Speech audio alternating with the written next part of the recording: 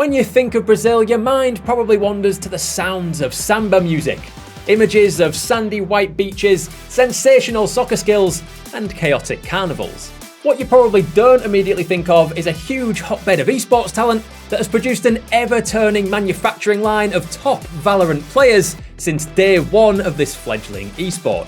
But then again, our minds just work a little bit differently here.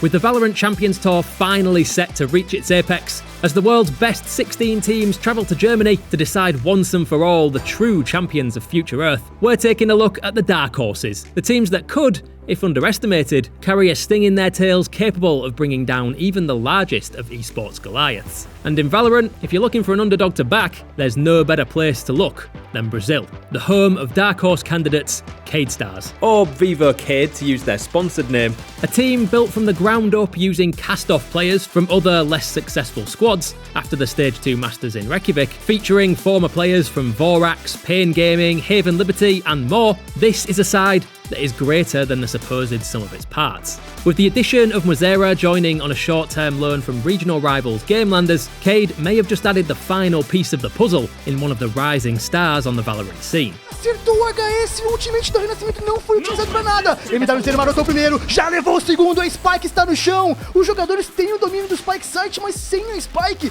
não adianta em nada. Vem agora que movimentação, MWZ! With 8 tournament wins under his belt working with Gamelanders, the 20-year-old brings a significant winning mentality to the team, despite not quite qualifying for any international events in his career so far. The only potential spanner in the works is Mozeira will be transitioning to an initiator role for his new lone side, taking on Sky as his new main after spending most of his time playing for Gamelanders as a duelist, but Cade already have that role very much covered. Their newest signing will be lining up alongside one of the best Jets in the world outside of the big leagues in the form of Heat, who was exceptional at Masters Berlin.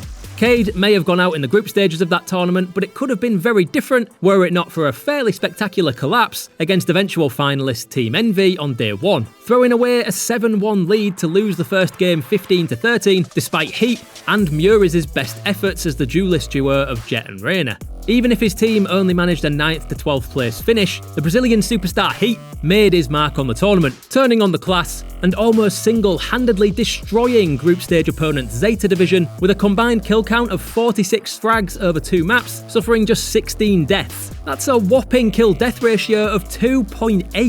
He's going to spot out most of the play and also just takes off. Oh, Makiva's had the follow-up as well. This ain't pretty. Doesn't even need to zoom in. Doesn't need. No way, Heat, get out of here. Get out!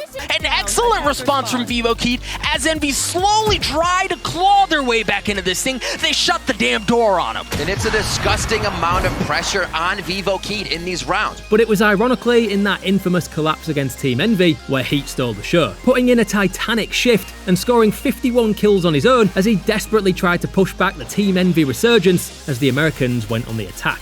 On map 2 alone, he more than doubled the kill count of his closest teammates, and even managed to outkill his more prestigious opponents despite Team Envy's ultimately comfortable win. If you aren't winning with a 325 average combat score, at least you know you did everything you could. And even then, things could have been completely different for Cade if they'd held their nerve in the group decider against Argentinian team Crew Esports. Back-to-back 13-11 defeats and a rare underperformance from Heat cost the Brazilians in the end. A 4-round swing, the only difference between Cade failing to reach the knockouts or heading deeper into the tournament. With the addition of Mozeira bringing one of the hottest talents in their region onto the international stage, if they can keep Heat firing on all cylinders and the whole squad can keep their heads when the pressure is at its peak, then this Cade Stars side have already proven that they have the sheer talent, tactical knowledge and mechanical flair to deal with just about any other team in the world. Sleep on Brazil at your peril. This entire continent is a dark horse ready to ride.